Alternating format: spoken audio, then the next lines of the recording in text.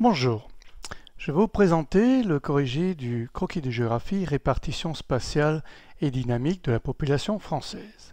Pour débuter, bien sûr, on clique sur la petite main ici en bas à droite. Voilà un écran, je vous conseille fortement d'utiliser le mini-graphe que vous trouvez sur le site ou un autre nomographe, plusieurs nomographes, mais dessiner des figurés qui ressemblent à quelque chose.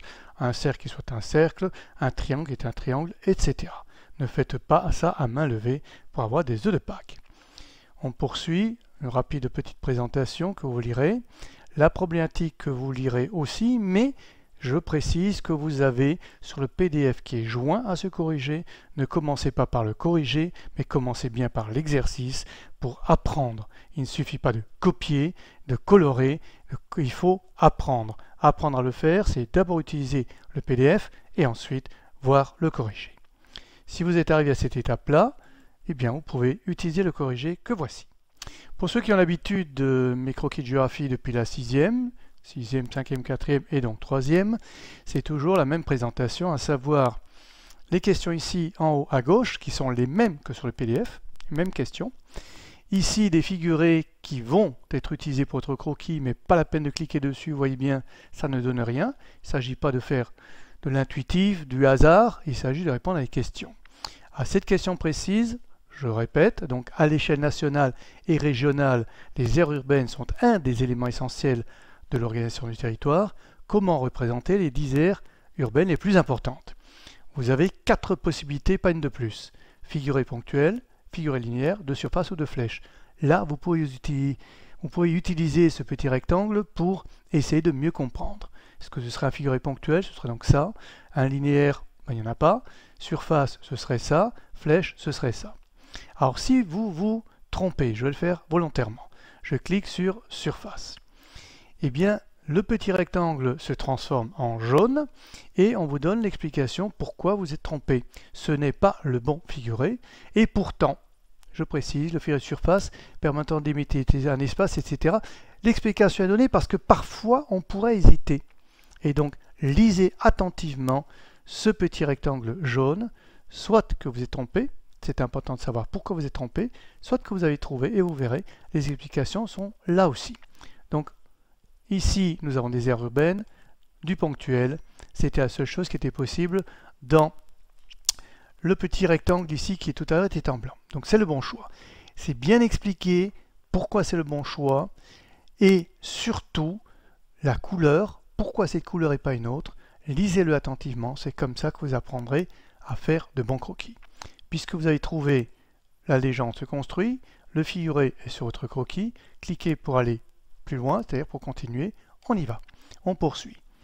Dans le cas de notre sujet, la répartition spatiale de la population, il nous faut à présent délimiter sur le territoire les fortes, les moyennes et les faibles densités. Alors comment dessiner sur ce croquis des fortes, des faibles et des moyennes? D'abord, bien sûr, les fortes, puisque c'est ici comment représenter les fortes d'abord. Linéaire est toujours rien, ponctuel on vient de l'utiliser, on joue un petit peu aux élèves qui n'ont pas trop envie de chercher, flèche, pourquoi pas, surface probablement, oui c'est surface, on ne va pas discuter, donc on prend surface. Voilà, pourquoi le rouge, comment dessiner, appuyer sur le crayon, ne pas appuyer, tout ceci est marqué. On poursuit, ce qu'on a gagné, alors les moyennes densités, on ne va pas réfléchir beaucoup, c'est surface aussi, voilà, moyenne densité, on poursuit, les faibles densités, on ne discute pas non plus, c'est le dernier, et tout est bien expliqué ici, lisez-le, je ne vous le lis pas, vous le lirez par vous-même. Et donc on poursuit. Voilà, on est arrivé à ce stade-là. Poursuivant, on vous dit que les aires urbaines s'agrandissent spatialement, s'étalent. Comment le dessiner? Il ne vous reste plus beaucoup de figurés présents, réfléchissons quand même, il ne peut être que les flèches. Allons dans les flèches, effectivement, voilà, légende, flèche, comment le dessiner, pourquoi cette couleur? Et oui, là, rapidement, je vous le dis, parce qu'on a une continuité. La ville, la métropole a été dessinée en mauve foncé, et il est évident que son étalement prend la même couleur, et pas une autre. C'est précis. On clique pour poursuivre. Nous avons aussi, maintenant, il faut représenter une certaine attractivité de ces territoires. Comment le préciser? Avec des flèches. On attire des flèches, pourquoi pas? Non, c'est faux. On vous explique pourquoi.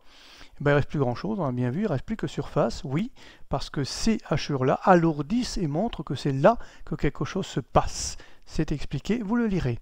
Ainsi que la couleur, pourquoi celle-là et pas une autre.